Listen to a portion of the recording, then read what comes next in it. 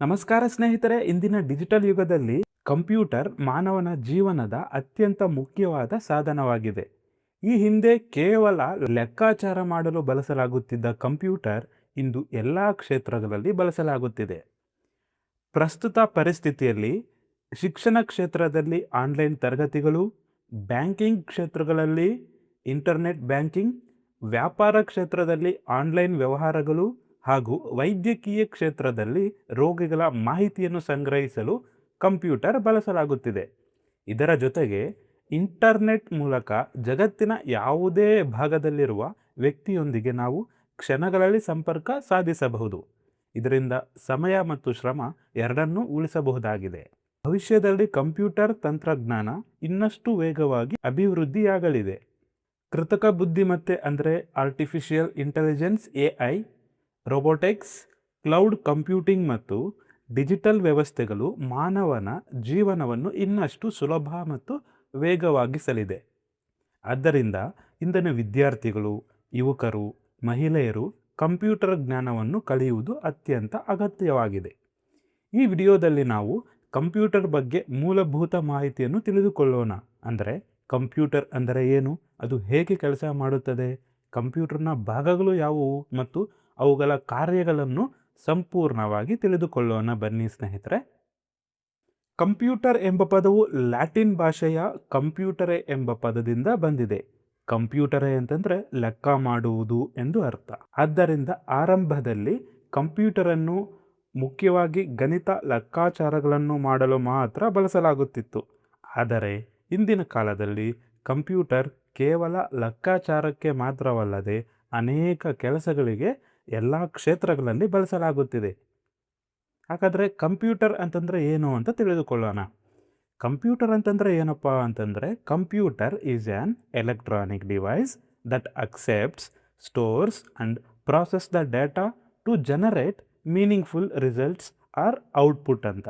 ಅಂದರೆ ಕಂಪ್ಯೂಟರ್ ಒಂದು ವಿದ್ಯುತ್ ಸಾಧನವಾಗಿದ್ದು ಇದು ಬಳಕೆದಾರರಿಂದ ಅಥವಾ ಅಂದರೆ ನಾವು ಯಾರು ಯೂಸರ್ಸ್ ಇದ್ದಾರೋ ಅವರಿಂದ ಮಾಹಿತಿಯನ್ನು ಸ್ವೀಕರಿಸಲಾಗುತ್ತದೆ.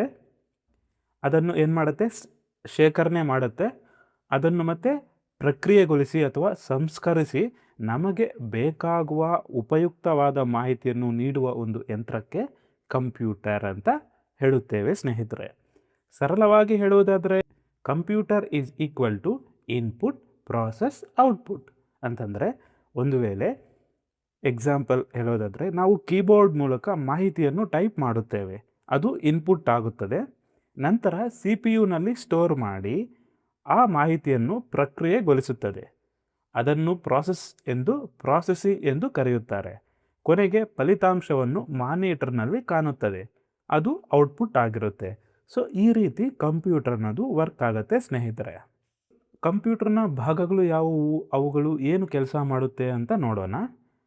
ಒಂದು ಕಂಪ್ಯೂಟರ್ನಲ್ಲಿ ಮುಖ್ಯವಾಗಿ 4ರಿಂದ 5 ಪ್ರಮುಖ ಭಾಗಗಳಿರ್ತವೆ ಸ್ನೇಹಿತರೆ. ಅವು ಯಾವ್ಯಾವ ಅಂತ ನೋಡೋಣ. ಮೊದಲಿಗೆ ಇಲ್ಲಿ ನೋಡಬಹುದು ಮಾನಿಟರ್, CPU, ಪ್ರಿಂಟರ್, ಕೀಬೋರ್ಡ್ ಮತ್ತು ಮೌಸ್. ಈ ಎಲ್ಲ ಭಾಗಗಳ ಒಂದು ಏನೇನು ಕಾರ್ಯಗಳು ಮಾಡುತ್ತೆ ಅಂತ ನೋಡೋಣ. ಮೊದಲಿಗೆ CPU ಅಂತ.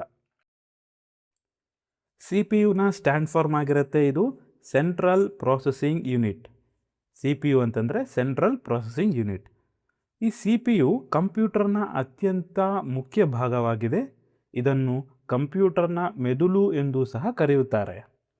CPU ಎಲ್ಲ ತರಹದ ಲೆಕ್ಕಾಚಾರ ಅಂದರೆ ಅರ್ಥಮೆಟಿಕ್ ಕ್ಯಾಲ್ಕುಲೇಷನ್ಸ್ ಮತ್ತು ತಾರ್ಕಿಕ ಅಂದರೆ ಲಾಜಿಕಲ್ ಕೆಲಸಗಳನ್ನು ಮಾಡುತ್ತದೆ. CPU ಕಂಪ್ಯೂಟರ್ನ ಎಲ್ಲ ಭಾಗಗಳನ್ನು ನಿಯಂತ್ರಿಸುತ್ತದೆ ಮತ್ತು ಪ್ರತಿಯೊಂದು ಕಂಪ್ಯೂಟರ್ನ ಭಾಗವು CPUಗೆ ಕನೆಕ್ಟ್ ಮಾಡಲಾಗಿರುತ್ತದೆ. ಆದ್ದರಿಂದ CPU ಕಂಪ್ಯೂಟರ್ನ ಅತ್ಯಂತ ಮುಖ್ಯ ಭಾಗವಾಗಿದೆ. ಒಂದು ವೇಳೆ CPU ಇಲ್ಲ ಅಂತಂದರೆ ಬೇರೆ ಎಲ್ಲ ಒಂದು ಭಾಗಗಳಿದ್ದರೂ ಸಹ ಅದು ವೇಸ್ಟ್ ಅಂತಲೇ ಅರ್ಥ ಆಯ್ತಾ. ನೆಕ್ಸ್ಟ್ ಮುಂದಿನ ಭಾಗ ನೋಡೋಣ. ಮುಂದಿನ ಭಾಗ ಯಾವುದಪ್ಪ ಅಂತಂದರೆ ಮಾನಿಟರ್ ಅಂತ. ಈ ಒಂದು ಮಾನಿಟರ್ ನೋಡಲು ಸೇಮ್ TV ಥರನೇ ಕಾಣಿಸುತ್ತದೆ. ನಾವು TVಯಲ್ಲಿ ವಿಡಿಯೋಸ್ ನೋಡುತ್ತೇವೆ, ಫೋಟೋಸ್ ನೋಡುತ್ತೇವೆ, ಅದೇ ರೀತಿ ಗೇಮ್ಸ್ ಸಹ ಆಡುತ್ತೇವೆ. ಅದೇ ತರಹ ಮಾನಿಟರ್ನಲ್ಲೂ ಸಹ ನಾವು ವಿಡಿಯೋಸನ್ನು ನೋಡಬಹುದು, ಫೋಟೋಸ್ನ ನೋಡಬಹುದು ಮತ್ತು ಗೇಮ್ಸ್ನ ಸಹ ಆಡಬಹುದು. ಮುಖ್ಯವಾಗಿ ಸಿ ಪಿ ಯು ಮಾನಿಟರನ್ನು ಬಳಸಿಕೊಂಡು ನಮಗೆ ಅಕ್ಷರಗಳು, ಫೋಟೋಗಳು, ವಿಡಿಯೋಗಳು ಮತ್ತು ಗೇಮ್ಸನ್ನು ತೋರಿಸುತ್ತದೆ. ನಾವು ಏನೇ ಟೈಪ್ ಮಾಡಿದರೂ ಅಥವಾ ಚಿತ್ರವನ್ನು ಬರೆದರೂ ಮಾನಿಟರ್ನಲ್ಲಿ ಕಾಣುತ್ತದೆ. ಅದಕ್ಕೆ ಇದನ್ನು VDU ಅಂತ ಕರೆಯುತ್ತಾರೆ. ಸೊ VDU ಅಂತಂದರೆ ವಿಜುವಲ್ ಡಿಸ್ಪ್ಲೇ ಯೂನಿಟ್ ಅಂತ. ಸೊ ಇಷ್ಟು ಮಾನಿಟರ್ ಬಗ್ಗೆ. ಇವಾಗ ಕೀಬೋರ್ಡ್ ಬಗ್ಗೆ ತಿಳಿದುಕೊಳ್ಳೋಣ. ಒಂದು ಕೀಬೋರ್ಡನ್ನು ಸಾಮಾನ್ಯವಾಗಿ ಡೇಟಾ ಆ್ಯಂಡ್ ಇನ್ಸ್ಟ್ರಕ್ಷನ್ಸನ್ನು ಕಂಪ್ಯೂಟರ್ಗೆ ನೀಡಲು ಬಳಸಲಾಗುತ್ತದೆ. ಅಂದರೆ ಡೇಟಾ ಅಂತಂದರೆ ನಾವು ಟೈಪ್ ಮಾಡೋದ್ರ ಮೂಲಕ ಆ ಒಂದು ಡೇಟಾ ಕಂಪ್ಯೂಟರ್ ಒಳಗೆ ಫೀಡ್ ಮಾಡುತ್ತೇವೆ. ಅದೇ ರೀತಿ ಕೀಬೋರ್ಡ್ ಅನೇಕ ಸಣ್ಣ ಸಣ್ಣ ಬಟನ್ಗಳಿಂದ ಮಾಡಲ್ಪಟ್ಟಿದೆ. ಈ ಬಟನ್ಗಳನ್ನು ಕೀಸ್ ಎಂದು ಕರೆಯುತ್ತಾರೆ. ಪ್ರತಿಯೊಂದು ಕೀಯ ಮೇಲೆ ಒಂದು ಸಂಖ್ಯೆ, ಅಕ್ಷರ, ಪದ ಅಥವಾ ಸಿಂಬಲ್ಗಳನ್ನು ಬರೆಯಲಾಗಿರುತ್ತದೆ. ಸಾಮಾನ್ಯವಾಗಿ ಕೀಬೋರ್ಡ್ನಲ್ಲಿ 104ರಿಂದ 108 ಕೀಸ್ ಇರುತ್ತವೆ. ಕ್ವರ್ಟಿ ಕೀಬೋರ್ಡನ್ನು ಮೊದಲಿಗೆ ಅಗಸ್ಟ್ ಡ್ವರ್ಕ್ ಎನ್ನುವ ಒಂದು ಸೈಂಟಿಸ್ಟ್ ಕಂಡುಹಿಡಿಯುತ್ತಾರೆ. ನಂತರ ಮುಂದಿನ ಒಂದು ಪಾರ್ಟ್ ಬಗ್ಗೆ ತಿಳಿದುಕೊಳ್ಳೋಣ, ಮೌಸ್ ಅಂತ. ಈ ಒಂದು ಮೌಸನ್ನು ಪಾಯಿಂಟಿಂಗ್ ಡಿವೈಸ್ ಅಂತಲೂ ಸಹ ಕರೆಯುತ್ತಾರೆ. ಮಾನಿಟರ್ನಲ್ಲಿ ಕಾಣುವ ಚಿತ್ರಗಳಾಗಿರಬಹುದು, ವಸ್ತುಗಳನ್ನಾಗಿರಬಹುದು ತೋರಿಸಲು ಅಥವಾ ಪಾಯಿಂಟ್ ಮಾಡಲು ಬಳಸುತ್ತಾರೆ. ಮೌಸ್ನಲ್ಲಿ ಸಾಮಾನ್ಯವಾಗಿ 3 ಬಟನ್ ಇದ್ದಾವೆ. ಒಂದು ಎಡ ಬಟನ್ನನ್ನು ಲೆಫ್ಟ್ ಬಟನ್ ಅಂತ ಕರೀತಾರೆ, ಬಲ ಬಟನನ್ನು ರೈಟ್ ಬಟನ್ ಅಂತ ಕರೀತಾರೆ, ಮಧ್ಯದಲ್ಲಿ ಒಂದು ಚಕ್ರ ಇರುತ್ತದೆ, ಅದನ್ನು ಸ್ಕ್ರಾಲ್ ವೀಲ್ ಎಂದು ಕರೆಯುತ್ತಾರೆ. ಸೊ ಇವಾಗ ನಾವು ಮೌಸ್ಗೆ ಎಕ್ಸ್ಪೆನ್ಷನ್ ನೋಡೋದಾದರೆ manually operated user sensible equipment ಅಂತ. ಈ ಮೌಸನ್ನು ಡಗ್ಲಸ್ ಏಂಜಲ್ ಬರ್ಟ್ ಅನ್ನೋರು ಕಂಡು ಹಿಡಿಯುತ್ತಾರೆ. ನಂತರ ಫೈನಲ್ ಒಂದು ಪಾರ್ಟ್ ಯಾವುದಪ್ಪ ಅಂತಂದರೆ ಪ್ರಿಂಟರ್ ಅಂತ. ಸೊ ಈ ಒಂದು ಪ್ರಿಂಟರ್ನ ಕಾರ್ಯ ಏನು ಅಂತ ನೋಡೋಣ. ಈ ಪ್ರಿಂಟರನ್ನು ಕಂಪ್ಯೂಟರ್ನಲ್ಲಿರುವ ಮಾಹಿತಿಯನ್ನು ಕಾಗದದ ಮೇಲೆ ಮುದ್ರಿಸಲು ಅಥವಾ ಪ್ರಿಂಟ್ ಮಾಡಲು ಪ್ರಿಂಟರ್ ಸಹಾಯ ಮಾಡುತ್ತದೆ. ಆ ಲೆಟರ್ಸ್ ಆಗಿರಬಹುದು, ಚಿತ್ರಗಳಾಗಿರಬಹುದು.